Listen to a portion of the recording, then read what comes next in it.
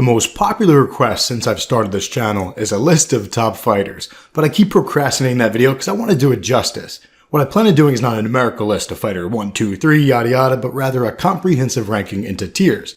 And we can come up with cool names for them, like the top tier being the God tier, tier 2 being Legends, or something like that. Let me know in the comments section what your top 5 tier names would be.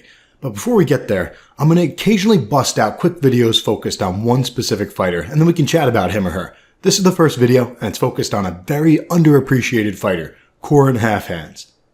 Wild creatures have their own rules, their own reasons. You'll never know them. They're the wildlings we're looking for. Sleep during the day and hunt at night. I thought you said you couldn't know a wild thing.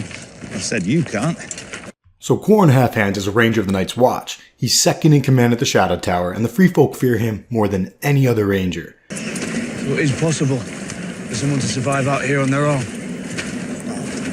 Possible for the Halfhand. Can't believe this. Pop killed Halfhand. In the books, he ventured deeper into the wild than any other living man, and in the show, I heard the Halfhand spent half of last winter beyond the wall. All winter. He was north of the Skirling Pass when the snows came. Had to wait for the thaw. Qhorin intentionally had Jon Snow kill him so that Jon could pretend to be a deserter and learn what the free folk were up to. So he was incredibly honorable to the Night's Watch, very selfless. And in the books, before they even leave on their mission, he spoke about death like it was nothing, no fear, straight business. He was a total player. So Qhorin Halfhand got his name because he grabbed a wildling axe that was about to crash into his skull. But he lived. He just lost the lower 3 fingers on his sword hand, thus becoming Qhorin Halfhand. However, he trained with his offhand, his left hand, and it was said that he handled the blade even better than before. Here's the paragraph describing his fake fight with Jon. Quote, "And then Qhorin's sword was coming at him, and somehow Longclaw leapt upward to block. The force of the impact almost knocked the bastard blade from Jon's hand and sent him staggering backward. You must not balk, Jon thought, whatever is asked of you. He shifted to a two-handed grip, quick enough to deliver a stroke of his own, but the big ranger brushed it aside with contemptuous ease. Back and forth they went, black cloaks swirling, the youth's quickness against the savage strength of Qhorin's left-hand cuts. The Halfhand's longsword seemed to be everywhere at once, raining down from one side and then the other, driving him where he would, keeping him off balance. Already, he could feel his arms growing numb. Even when ghost teeth clawed savagely around the ranger's calf, somehow Qhorin kept his feet. But in that instant, as he twisted, the opening was there. Jon planted and pivoted. The ranger was leaning away, and for an instant it seemed that Jon's slash had not touched him. Then a string of red tears appeared across the big man's throat, bright as a ruby necklace, and the blood gushed out of him, and Qhorin Halfhand fell. The thing is, Jon definitely did not beat him outright. This was Qhorin's plan all along. He let Jon beat him. He knew that Jon and Ygritte had started forming a relationship. In fact, in the books, Ygritte didn't escape Jon like she does in the show. Jon let her go. And then there's this neat little subplot of Jon, Qhorin, and some other brothers trying to flee from the wildlings of chasing them.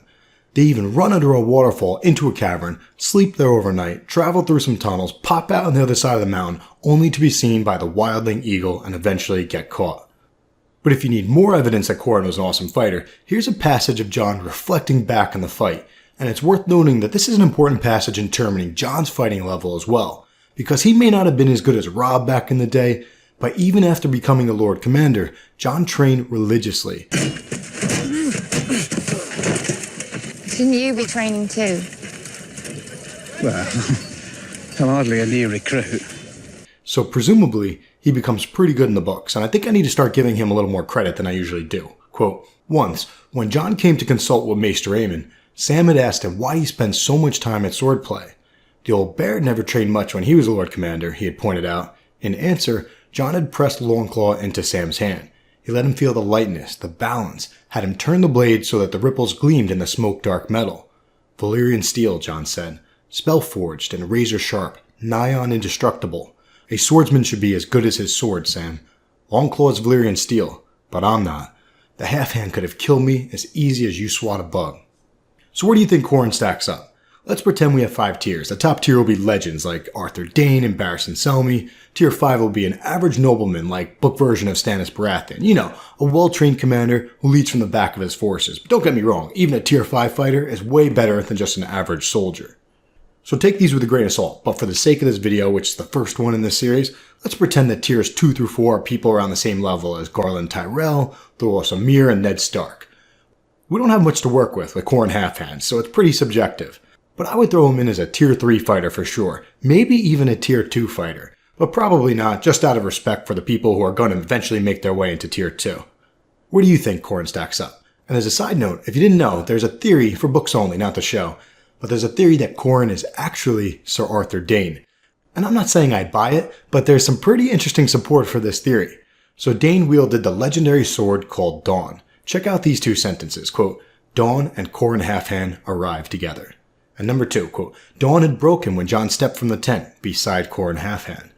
Moreover, by sacrificing himself for Jon, Qhorin proved that he's honorable almost to a fault. We are the Watchers on the wall.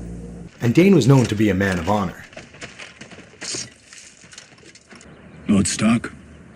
And later on, when they're stalking the wildlings, Jon spots a wildling fire, and here are the words, quote, they could see the fire in the night, glimmering against the side of the mountain like a fallen star. A fallen star. Remember that Dayne's sword, Dawn, was said to have been made from a falling star, which is why Dayne's ancestral house is located at Starfall. 2 more. As we said earlier, Qhorin supposedly became better with his left hand than his right. Think about what Jaime said about Ser Arthur Dayne, quote, I learned from Ser Arthur Dayne, the Sword of the Morning, who could have slain all 5 of you with his left hand while he was taking a piss with his right. And to top it all off, Qhorin Halfhand and Mance Rayder were buddies, at least when they're on the wall. Mance was one of us, once. Now he's one of them. He was our enemy, and I'm glad he's dead.